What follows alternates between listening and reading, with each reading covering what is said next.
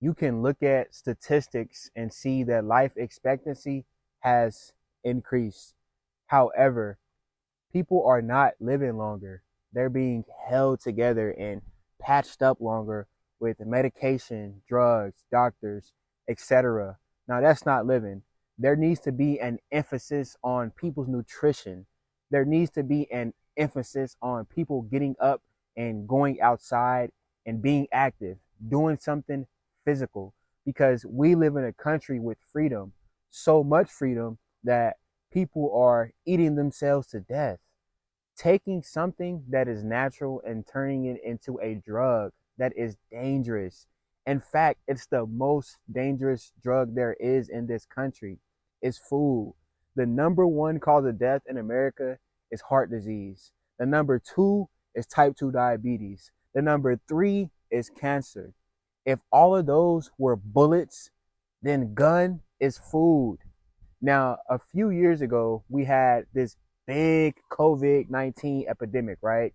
And the people who got affected the most were the people with underlying conditions, right? Well, what are those underlying conditions? Those underlying conditions were obesity, people who were unhealthy, people who had sedentary lifestyles, people that ate too much. Those are the people that got hit the hardest. Why are we not treating this obesity epidemic the same way? Obesity is not a disease, it is a decision, it's a lifestyle that needs to change.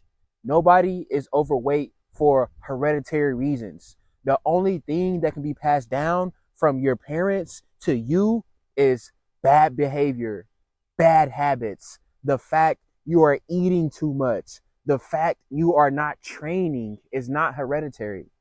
That's a decision. It starts with you, with your health. If you are not healthy, you are no good to anyone. I don't care how much money you have.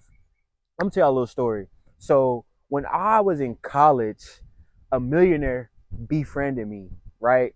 He was very unhealthy. And one day we're at his crib. This big old mansion, overlooked the water. I mean, he had the boat outside. We was kicking it. He said, Key, if I can trade my life with yours, I do it in a heartbeat.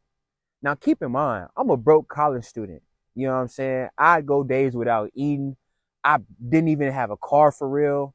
I'm like, what? Like, are you crazy? Look around. Look at what you got. He said, Key, when I'm in pain, there is nothing my money can do for me.